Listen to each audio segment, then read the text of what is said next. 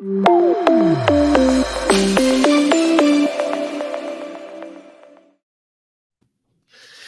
welcome back, everybody. We're talking to CEOs and business leaders. And today we've got a super guest, entrepreneur, podcaster, and CEO of Congruent Marketing Agency. Paul Daly is here. Hey, Paul. Hey, what's going on? Thank you so much for having me. It's a real pleasure.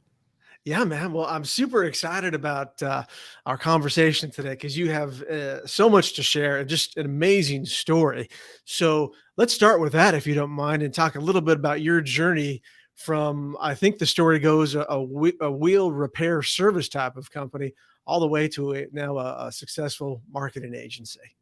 Yeah, so I didn't grow up in an entrepreneurial family.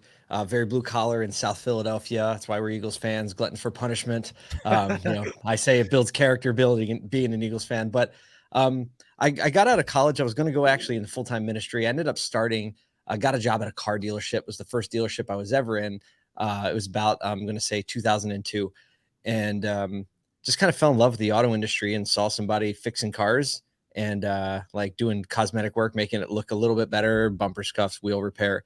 And I just thought like, hey, I think I can do that and have more flexibility and freedom. So I told the dealer who I was working for, he said, if you care about your people, you care what's best for them, not what's best for you. He said, you should start the business. He got me a $400 van that was leaking everything from everywhere off the wholesale line. And I kind of went on this journey for 15 years, just building a company, just not knowing what I was doing, making a lot of mistakes, but little by little, just always investing every dollar back into the company. So over the course of 15 years, I grew that to be a regional company, a multi-million-dollar company, ended up being acquired by a larger firm, a national company. And meanwhile, though, I was building a content agency within that because the company was built, the reconditioning company was hard work. It was gritty work, upstate New York, snowy, hot, all the weather conditions. And I wasn't a great business person at the time, so I couldn't pay a lot, but had a great company culture, and that's why people stayed together. So we focused on making content about company culture. And this was in a time before there was YouTube streaming, and that naturally just transitioned into making content for other people. And then, I met a guy named Gary Vaynerchuk, got into his ecosystem, was accepted into a mentorship program that he was doing. And now it's just a marketing agency, about to start a publishing company, and doing whatever else comes across my path. The kind of the quintessential incurable optimist entrepreneur. So I saw that you knew Gary, but I didn't know that you kind of worked in that space with him. What did that mean to you? How did that all come about? So I've found a lot of relationships in my life have come about by just being around and being willing to go to events and kind of have conversations with people and take risks and enter into some danger. There's a time I saw Gary at an event that was actually put on by Dave Ramsey and Seth Godin, and this other guy named Gary Vaynerchuk was there. I didn't know who he was, but he won me over, and I was like, this is somebody I'm going to pay attention to. And this is probably 7 or 8 years ago. So I just became a student of his mentality on entrepreneurship and marketing. He announced a class called 4Ds, and where you could pay $10,000 to go and spend one day at Hudson Yards in New York City, and you get to spend 1 hour with him and the rest of the group of about 20 people, but with the rest of his executive team on all these different areas of business. So I told my wife, I was like, hey, this is $10,000, which is all the money to us then. And she's like, well, what do you think? Is this going to be worth it? I was like, I just feel like it will be. And she trusted me enough to do that. I swiped my credit card. I saw the $10,000 charge come through, and I didn't get another communication from Vayner for like weeks. But I trusted Gary, went there, made a bunch of friends. It was great to spend time with Gary, but the real value was spending time with other people. Ended up going to an event that he did and hanging around, and ended up being in a conversation with his COO at the time, James Orsini, who's now the president of the Sasha Group. And James was like, hey, we're starting a mentorship program. We're not announcing it. He's like, we're trying to get a few people in. I think you should apply. So I applied. 90 people applied. They picked 3. I was one of them. And on the same day, I got a call from the CEO of the company that acquired my reconditioning company saying, he said something like, give me all these compliments, and I think we should, be great if we could find a way to work together. I was like, what exactly does that mean? And he was like, well, we'd like to buy your company. I was like, I've never thought of that in my life. I really didn't think of selling. And then literally 2 hours later, I got a call from Gary saying that I was accepted into the program. So it was a heck of a day. And then it was amazing. Like I got a front row seat through the mentorship program with Gary and a couple of his senior people that helped me actually build an agency, but more importantly, really structure my mindset toward how to build, a successful company and the mindset that you have. You know what it's like when you get around other people. It's the proximity to the front row seat to see how they operate is where you learn the most, right? More than any little P's and Q's on your P&L or your, people strategy or whatever. So now, working in the content building and the marketing, is it mostly with the automotive industry in that space? Yeah. So as an agency, so Congruent is a full service agency. Again, like just taking a play out of Vayner's playbook, VaynerMedia's playbook, and saying like everything from strategy to creative production to deployment to measurement, all that is vertical in one house. About 70% of our verticals in automotive because I knew the industry well. And then I made a concerted effort to know it really, really well. And I wrote a book in automotive. And my whole goal was like, we have to teach auto dealers how to be retailers and not dealers. It's a retail business and the retail mindset is not what the stigma of the car business is. I call them car barker commercials, like come down and buy the car and it's on sale. And like, exactly what I mean. And so, the agency is that. But meanwhile, I started another organization, which is now being formed right now into its own company, which is a publisher called Automotive State of the Union, which came out of COVID. So, now at the agency, I made who was my COO. She is now the president and COO of Congruent. And I also made her a partner. So I'm out of the day-to-day of the agency. And I'm now kind of leaning into this publishing company, which has a pretty broad reach across the country and a pretty dedicated base of subscribers and listeners, and started a regular everyday podcast. And we're about to like do a regular everyday email, and kind of all the worlds come together.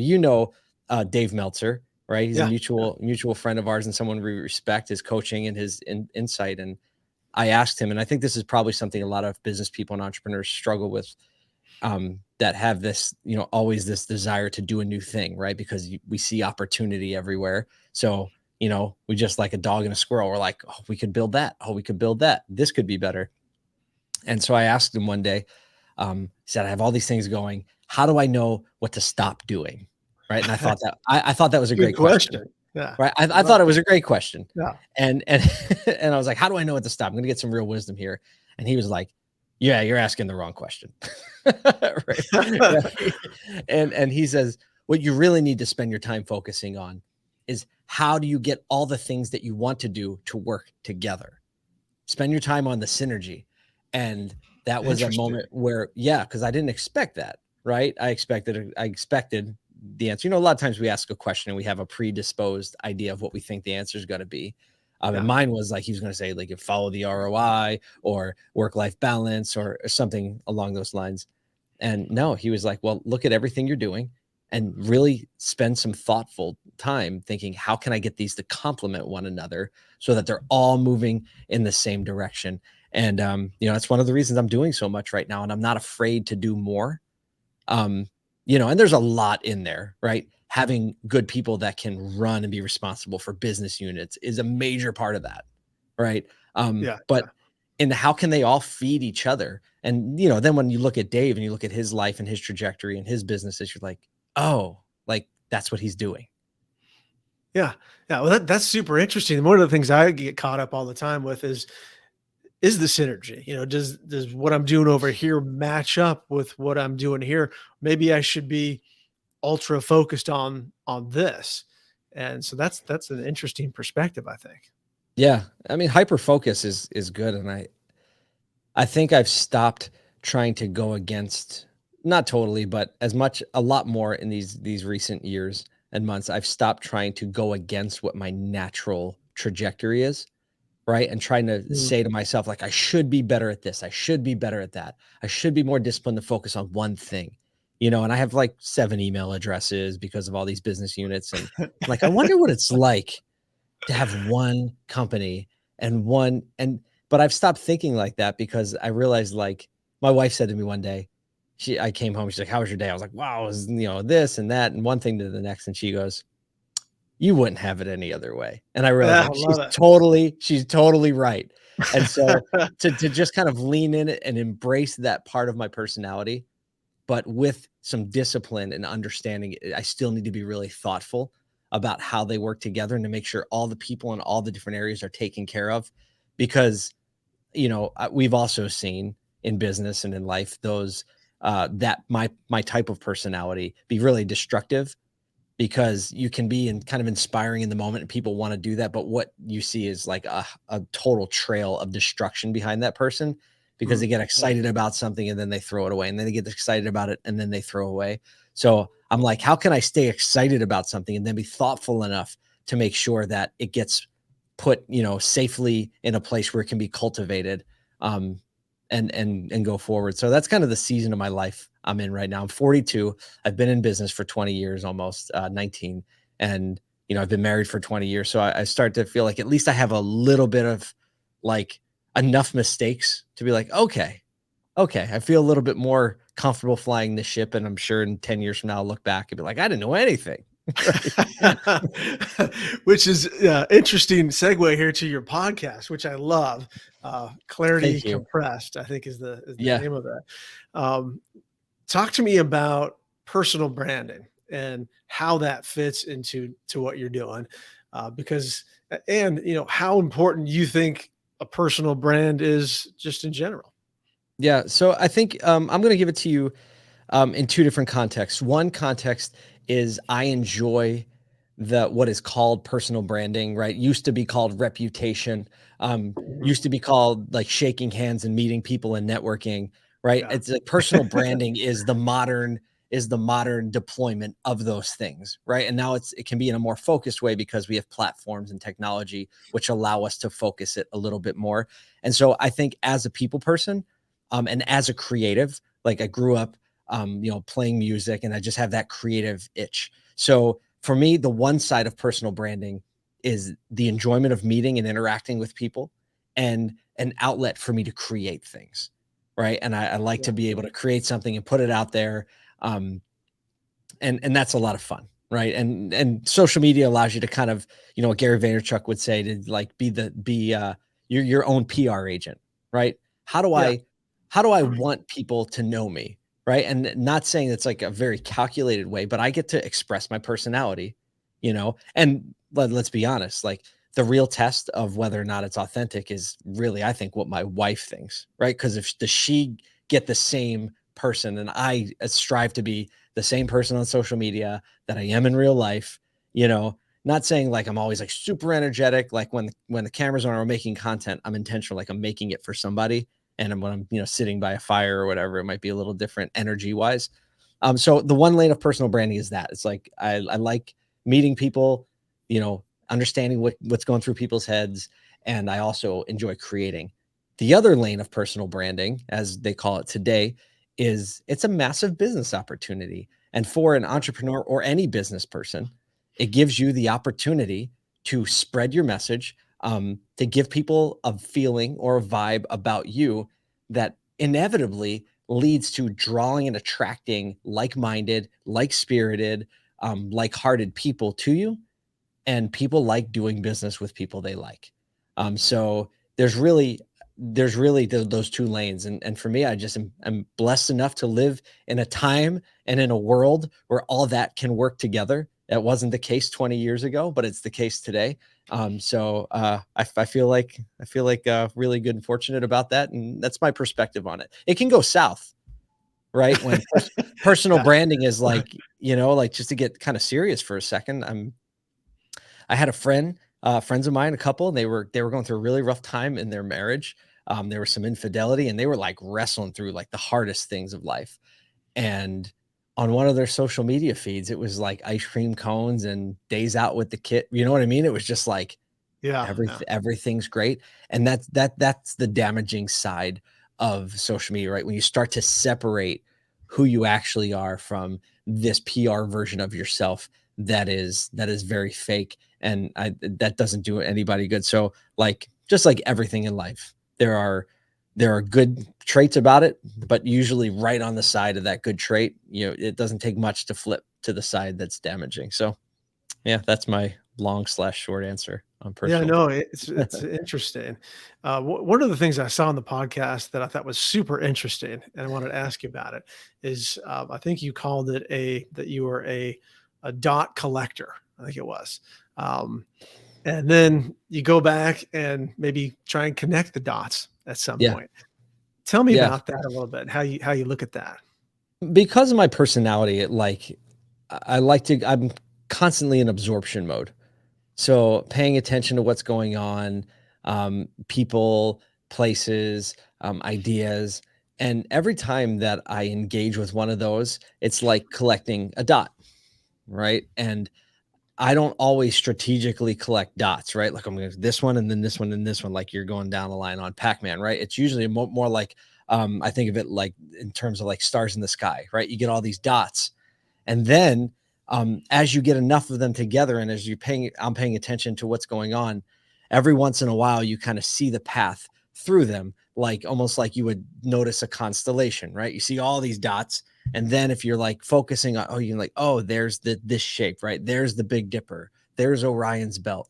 And so entrepreneurship for me, and even in this modern business climate, when things are changing and transitioning so much culturally, Mhm. technologically, financially, obviously governmentally, right? It's like we're in this time where there's just so many things that are in transition that I really feel like the only way to win as an entrepreneur is to be aware of all these things and try to collect as many dots as you can by meeting people and going places, and engaging ideas. And then then the path will become clear as you see through it and you start to put two or three or four together. And then, you once you do that and you follow that train, and then you turn around, then you see things from a different perspective, and you're going to see different dots that connect to each other. So that's kind of a metaphorically how I kind of go about what I do and how I practice entrepreneurship and business. Yeah, I love it. Now, do you do that? I know you are also kind of a new member of the 5 a.m. club, where you're getting up Yeah. a little bit earlier. Yes. Is that what you do in the morning early? Is that one of the things you do? So Maybe my connect some clarity it's there? it's been hugely beneficial. I've heard from people, like a lot of military people get up super early, especially Jocko Willing, and like Yeah. talk about getting up at 4:30 and take a picture of your watch. And there's just no doubt about it. When you're up before everybody else, the whole world isn't spinning yet, and there's no one to ask. So I read a book called The 5 a.m. Club that someone recommended to me, and just even thinking about it more, I made the decision that is like, I'm going to get up and I'm going to try to go from 5 a.m. to 7 a.m.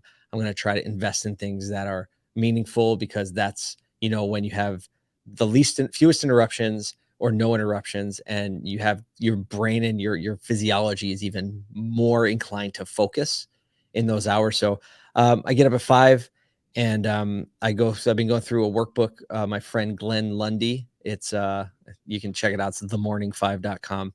He's got a workbook, and basically takes you through some very basic exercises. And first, the 5 things are this. It's like, you don't hit the snooze button.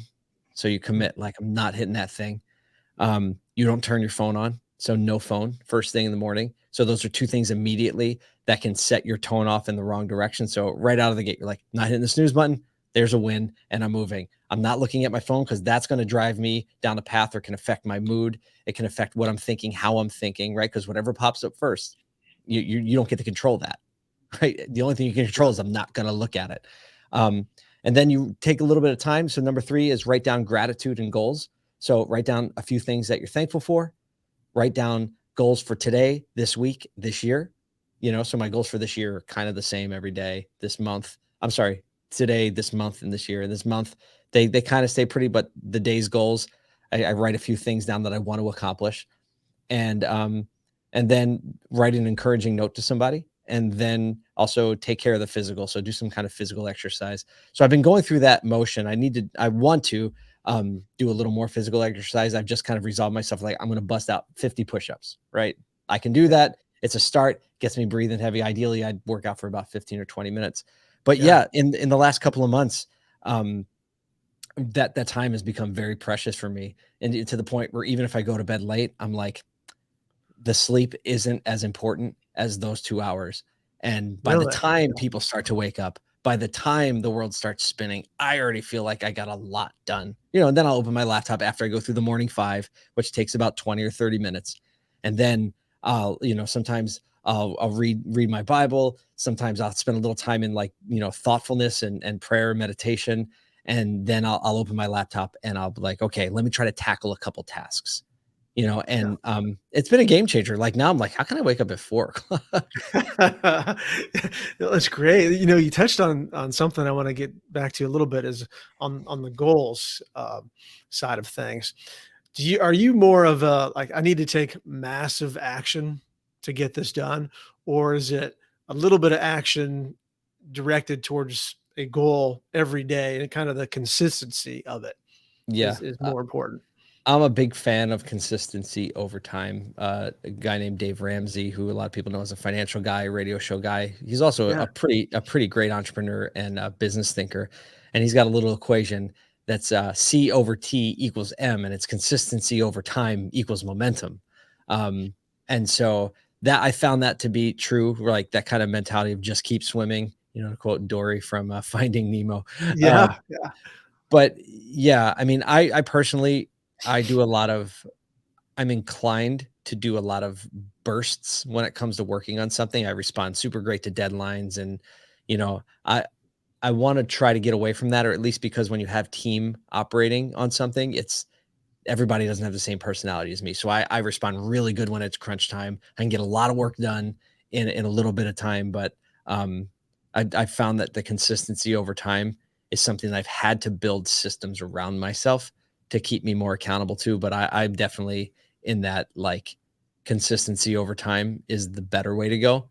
But at the same time, when it comes to some things, I respond really well to just like focusing for a few hours. So it's always the person that you wish you were. Like, I wish I was better at that. I wish I was better than that. Uh, But yeah, that's something that I'm just really try to find balance on, and I'm still trying to find. I feel like it's getting better because again, back to the people issue, having people around me that will help, force me back into that into the lane because it's easy for me to get distracted. Yeah, I'm yeah. still working on that.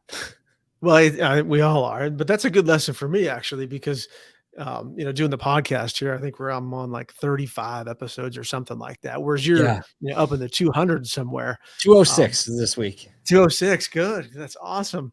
But it reminds me just to keep it going, right? Yeah. Yeah, that I'll tell you what, the podcast is something that this Clarity Compressed. I also have one that I started doing every day called the Automotive Troublemaker. It's on Spotify and iTunes, and that's more of like a kind of like it's like a regular update of like there's some news and there's some cultural banter and talk a little bit of crypto, kind of what's going on. Yeah, So that racks up episodes a lot faster. So after a few months, we're on episode like 70 something. But the discipline of doing the Clarity Compressed podcast for the last 206 weeks. So I'm rolling up on 4 years in 2 weeks. yeah, And in two it's weeks from now, it's amazing. the 4-year anniversary. And it's the one thing that I've done without exception and without fail every week. And, looking back at it, I'm like, how did I even do that for 4 years? Yeah, But when you take it one swing at a time, like it just would get to the point where I'm just saying, like, and I'm still in this position. I'm like, I don't know how many weeks I'm gonna do it for, but I know I'm doing it this week. And and there have been times when I've been tired and just like the discipline of saying, like, this isn't going to be the week that I miss, right? yeah, This isn't yeah, going to be it. And just giving it my best effort at the time, right? They're all not, they're all very, very different you yeah. know but the discipline of that has I can track so many good things in my career and in my life back to the fact that I started a podcast and have stuck with it. Oh, And that's and that's awesome. very easy and very clear for me to track it back to that. Yeah, I love hearing that actually. Last question before I let you go. I know you've got a big family, lots of kids. How do you, and I've heard you talk about this on your podcast as well. That's why I wanted to ask you about it. I know you take them places when you're on the road as well sometimes. How do you balance that? I mean, I've only got a couple, and that I find difficult at some in some cases. But how do you Mhm. balance the work family? I think first of all, understanding that it is a balance, right? And it is not an ideal spot, right? Like if a tightrope walker got up there and said, "Okay, I'm balanced right now. I'm holding the pole exactly in this spot, and I'm going to keep walking," right? He's going to die, right? Because the wind changes, the place on the rope changes, it flexes more in certain areas, Right. right? His even physiology, even the breathing is going to change where you're balanced. So understanding that you're never going to have it spot on and accepting that in the beginning, and that sometimes you're going to give too much to one side, so you have to correct, and sometimes you're going to balance too much and you have to correct, and not being in a mindset of like, oh man, my work life balance, I'm not good at work life balance. Really, it's for me, it's been about seeing, again, back to Dave Meltzer, how can I get all these things to work together in to work together. And so every family is different, and you said, you're like, I only have two. It's like, well, you have a different two than two that I have, and you have a Right. different business, and you have a different marriage and a different spouse, and a different, you live in the other side of the country than I do with different weather. So there's so many variables. Right now, my wife and I, we have three of our own kids. I have 15-year-old, 12-year-old, 10-year-old. We adopted a little guy that we took in from the hospital as a newborn in foster care, and he's two.